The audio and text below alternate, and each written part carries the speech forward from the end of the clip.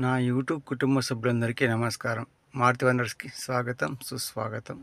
ఇక్కడ మీరు చూస్తున్నది శ్రీ లక్ష్మీ నరసింహస్వామి దేవాలయం స్వాగత తోరణం. ఇది ఇక రోడ్డు నుంచి ఈ కమాన్ ద్వారా ఇంకా లోపలికి వెళ్ళిపోతాము. ఇక ఇక్కడ ఉండే ఇది గుట్టలో ఉంటుంది దేవాలయం. ఇక్కడ కొద్ది దూరం నడిచి వెళ్ళే దూరంలోనే దేవాలయం ఉంటుంది. ఇక్కడికి లారీ బస్సు కూడా వెళ్ళొచ్చు, అంత పెద్ద రోడ్డు ఉంటుంది. ఇంకా వెళ్తూ ఉంటాం, చూసేద్దాం. ఇంకా దేవాలయం వచ్చేసింది. ఇక్కడ పక్కన భాషలో కనబడుతున్నది. ఇక్కడ స్వామివారి రథం, కాకపోతే ఆ ఫోటో కరెక్ట్గా రాలేదు, ఇలా కొద్దిగా కనబడుతున్నది. ఈ లక్ష్మీ నరసింహస్వామి దేవాలయం చాలా పురాతన కట్టడం ఇది. మొత్తం పూర్తిగా రాతి కట్టడం ఇది, ఎక్కడ సిమెంటు అని ఏం వాడలేదు.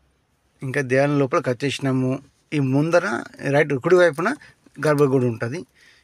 ఇంకా మొత్తం చూసేయండి దేవాలయం ఎలా ఉందనేది. కానీ ఫోటోలోనే చూపించిన, ఇంకా పూర్తిగా మా వీడియోలో ఇంత సంవత్సరం ముందు పెట్టిన. ఇది రాతి కట్టడంతో దేవాలయం. ఇది పూర్తిగా సింహాలు, ఏనుగులు బొమ్మలపై రాతి కట్టడం ఉన్నది. ఇది చూడండి, ఏనుగు దానిపైన సింహం ఇలా ఉన్నట్టుగా ఎంత మంచిగా ఉంది రాతి కట్టడం. ఇది పూర్తిగా రాతితో నిర్మించింది. ఈ దేవాలయం పైన ఎక్కిన తర్వాత ఒకవైపున కొద్ది ఎక్కచ్చు, ఈ పైన ఎక్కిన తర్వాత ఇలా కనిపించింది దేవాలయం. అది బంగారు మాకం కనబడుతున్నది గర్భగుడి. ఇంక పక్కన అష్టముక్కోనేరు. ఇది ఈ ఫోటో కొన్ని ఏళ్ల ముందు దించిన ఫోటో. ఇది వర్షాకాలంలో చాలా గాలి స్థానానికి ఇలా కొంచెం చెత్త వచ్చి పడింది, అప్పుడు తీసిన ఫోటో. మొత్తం కొండలో ఉంటుంది మధ్యలో. అయితే ఈ కోనేటికి 4 ద్వారాలు 8 మూలాలతో ఉంటుంది. అష్టముక్కోనేరు అంటారు. కనబడుతుంది ప్లస్ ఆకారంలో 4 ద్వారాలు అవి. అది 1 నంబర్ ముఖ ద్వారము. ఇది లక్ష్మీ నరసింహస్వామి దేవాలయం. ఇంకా మీరు చూస్తున్నది స్వామివారు, అమ్మవారు. ఇది దేవాలయం లోపల విగ్రహాలు. అయితే ఇక్కడ వచ్చే ఫిబ్రవరిలో 5వ తేదీ నుండి 13వ తేదీ వరకు బ్రహ్మోత్సవాలు జరుగుతాయండి. అయితే ఈ బ్రహ్మోత్సవాలు చాలా బ్రహ్మాండంగా జరుగుతాయి. మొత్తం తెలుగు రాష్ట్రాల్లో, ఇటు మహారాష్ట్ర అటువైపు నుంచి చాలామంది వస్తారు. కొన్ని లక్షల్లో వస్తారండి పబ్లిక్. ఇక ఈ అష్టముఖ కోనేరు అని చెప్పిన కదా, ఇది కోనేరు స్వామివారు. ఇంకా చూడండి వివరాలు. అయితే ఈ కోనేరు 4 ద్వారాలు 8 మూలలతో ఉంటుంది. ఇది అష్టముఖ కోనేరు. అయితే ఇక్కడ శనివారం రోజున అష్టమి కానీ అమావాస్య అయినా వస్తే 6 స్నానం చేస్తే చాలా మంచిది అని అంటుంటారు, పెద్దలు చెప్పారు.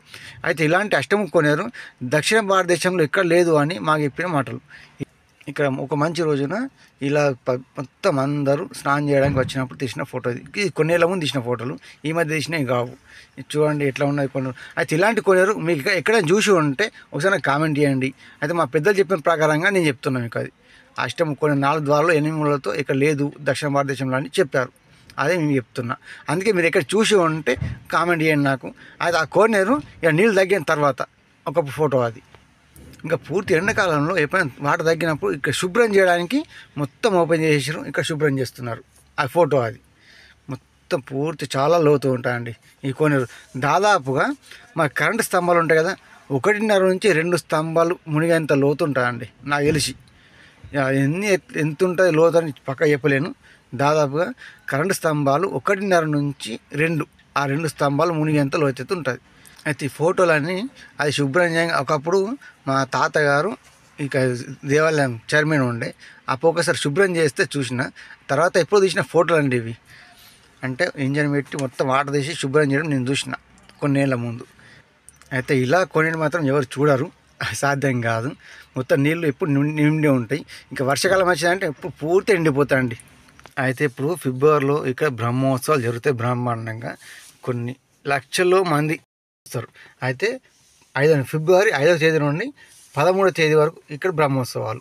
అయితే మా ఊరు వచ్చేసి జానకిపేట గ్రామం, ఎడపల్లి మండలం, నిజామాబాద్ జిల్లా. ఇది మా ఊరు. మా లక్ష్మీ నరసింహ దేవాలయం అక్కడ అష్టముఖ కోనేరు. ఎలా అనిపించింది చెప్పండి. వీడియో తప్పకుండా లైక్ చేసి, కొత్త విషయం ఉంటే సబ్స్క్రైబ్ గంట కొట్టండి. మెమూల్యమైన అభిప్రాయం తప్పకుండా కామెంట్ చేయండి. ఇక అందరికీ ధన్యవాదాలు. మరొక వీడియోలో మళ్ళీ కలుద్దాం.